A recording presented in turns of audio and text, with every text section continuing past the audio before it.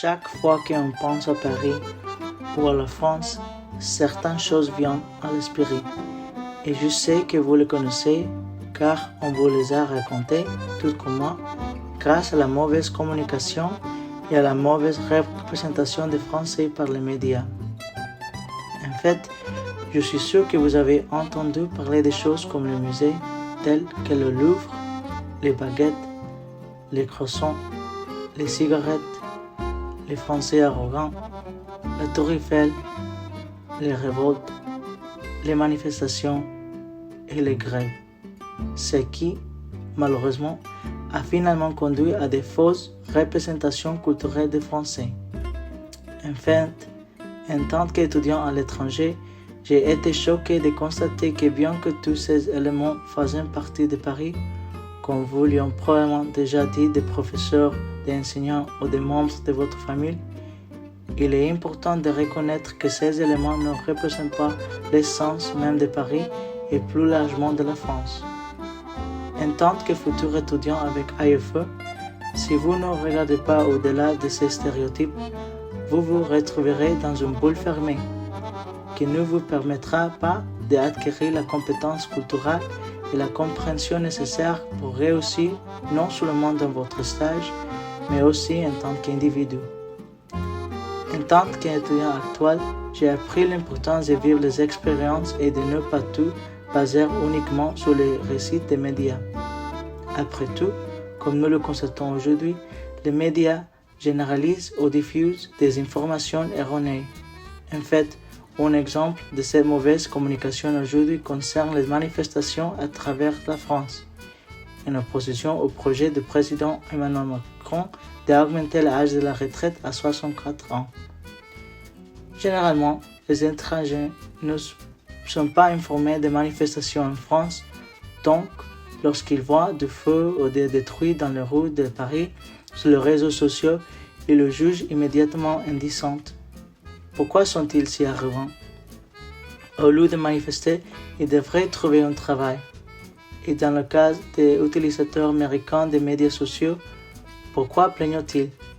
Ils travaillent moins que nous pour obtenir leur retraite et ils se plaignent encore. Cela montre finalement que les étrangers ne comprennent pas vraiment le français car ils basent leur expérience sur les récits partagés par les médias, sans prendre la peine de les vivre eux-mêmes sans aucun parti pris. C'est pourquoi lorsque vous décidez d'étudier à l'étranger, plutôt que de vous baser sur la représentation des Français par les médias pour construire vos expériences à Paris, je vous recommande de vous démarquer pour développer votre propre compréhension de la société française en apprenant à travers vos propres expériences sans aucun biais extérieur. C'est que j'ai appris grâce à mes activités d'engagement civique ces derniers printemps.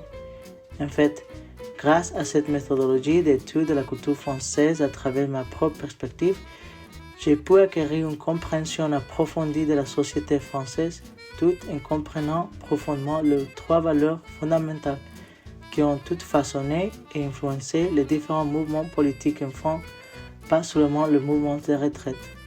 Liberté, égalité, fraternité. En fait, dans mon stage avec l'association PASS, nous observons les mêmes valeurs fondamentales à l'œuvre lorsqu'il s'agit d'aider à la communauté LGBT, avec la protection des droits humains fondamentaux à travers de différents programmes sociaux. Ensemble, l'une des plus grandes réalisations dont je suis fier depuis que j'ai rejoint le programme a été de décider de participer à la manifestation qui a eu lieu le 7 mars 2023. Pourquoi? Parce que nous utilisons mes propres expériences et non celles véhiculées par les médias pour comprendre ce qui s'est passé avec les manifestants. J'ai pu obtenir une vision plus complète du problème.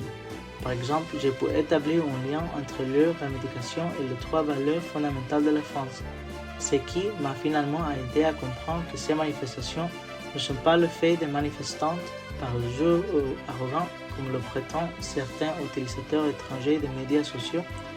Au contraire, j'ai appris qu'il s'agit de la recherche d'un avenir meilleur et des possibilités où les valeurs de liberté, égalité et fraternité sont toutes préservées.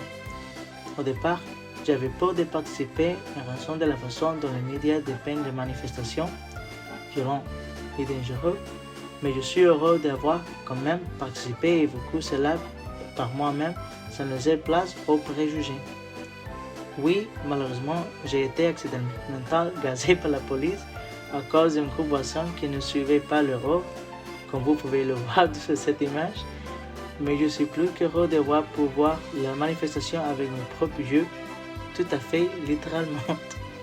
C'est pourquoi, comme l'ont démontré mon stage et ma participation aux manifestations, il est important de rejeter les stéréotypes et les perceptions médiatiques des groupes de personnes, car en fin de compte, de telles perceptions n'affectent négativement que ceux qui sont jugés, ainsi que celui qui participe à de telles actions, vous l'étudiant, car vous ne pourrez pas acquérir la compétence culturelle nécessaire sur la société française ou pour votre plan professionnel.